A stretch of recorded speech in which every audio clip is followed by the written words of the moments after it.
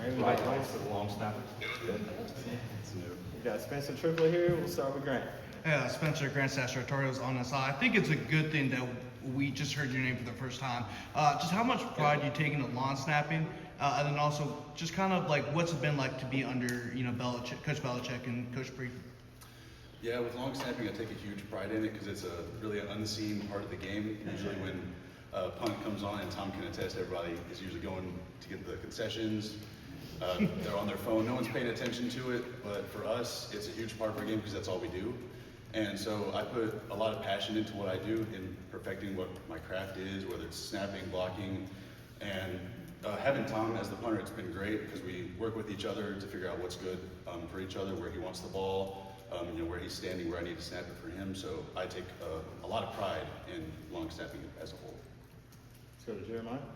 Yeah, I wanted to ask you, when did long snapping from your vantage point become your thing, so to speak? I know you long snapped in high school and things like that.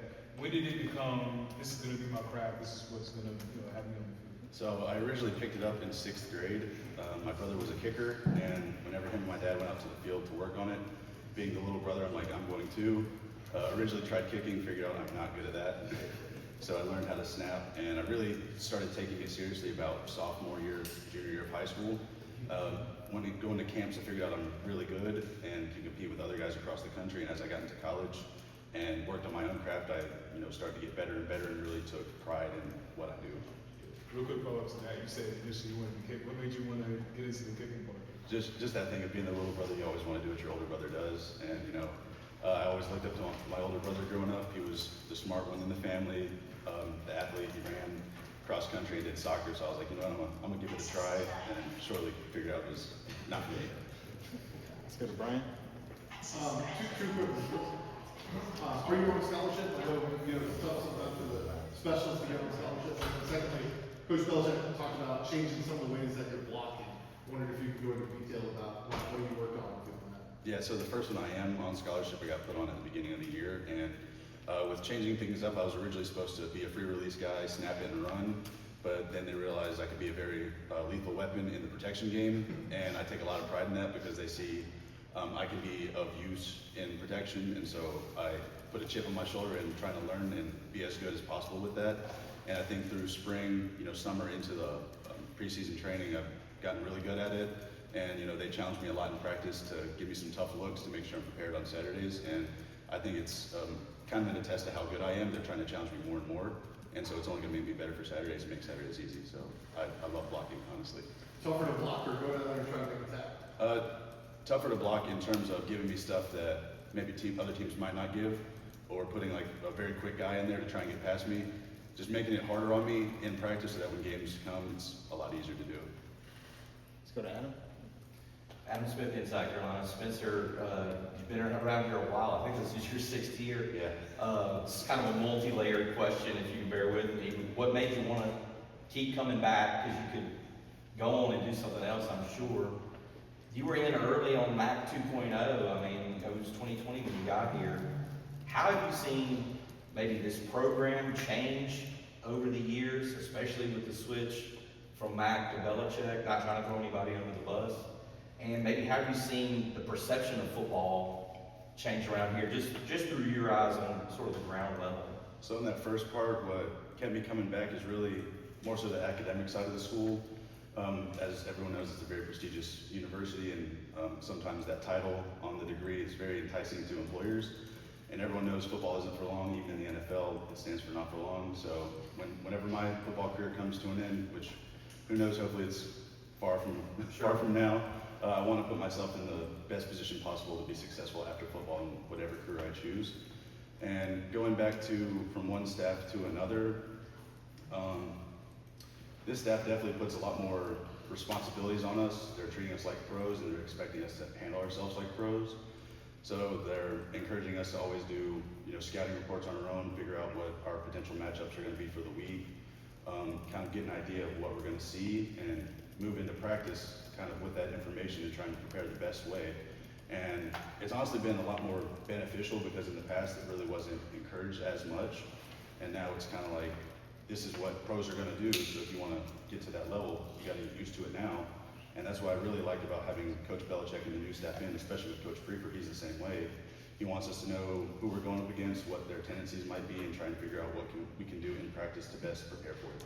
So maybe more, just follow up, sorry, maybe more homework from the end of the game to the start of practice next week, that type of thing, like you need to be prepared, whereas they're not spoon feeding it to you, that type of thing, you mean? Yeah, exactly. And I think for me personally, I always like to, the coaches always break down games and like tell you what they think you did good or what you didn't.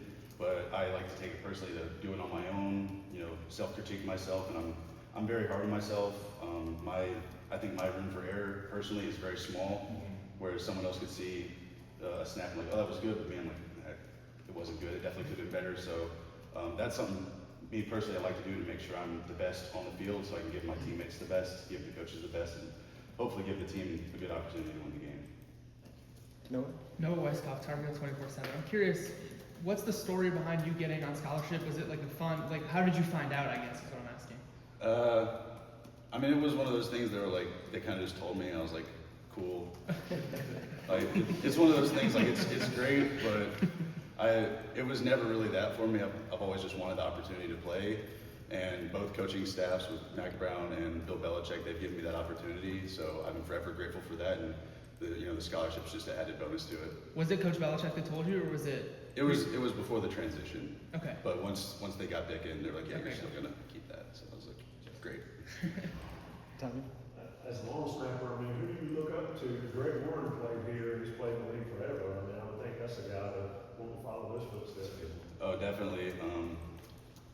Especially recently, looking at like all the guys across the leagues, you hear a lot of names like Luke Rhodes, JJ Jansen, local guy. He's been in the league, forever. John Weeks, a lot of these veteran guys around the league. But I like to look at some guys that are maybe in similar positions, similar body sizes, just to kind of compare games to see like where I think I could stand compared to them. But yeah, definitely Jansen being the local guy. Manley, obviously, he's considered widely as the greatest to ever do it. Jansen's also in that conversation. Weeks as well. Looking up to those guys, it's like quarterbacks looking up to Brady, receivers looking up to Moss. That's what all the guys want to do, is trying to have that longevity that those guys had. Let's go to Shelby. Shelby with the News Observer. I'm curious if, and I was just talking to one of your teammates about it, but if you have seen the Bill Belichick, 10-minute long answer about the history of long snappers, and if so, just what were your thoughts on that? Yeah, I think every long snapper in the country has seen that video. Because when the greatest coach of all time goes that long about talking about long snappers, they're pretty tuned to listening to it. But yeah, it's really cool how much he cares about it and how much he actually knows about it. We had a conversation before one practice that felt like 10 minutes, just talking about stuff I could do, stuff I could add to my game, stuff that could help the whole scheme out. And it's really cool when you have a coach who knows that much, because you'll talk to like other head coaches and they're like, oh yeah, good snap, we'll move on.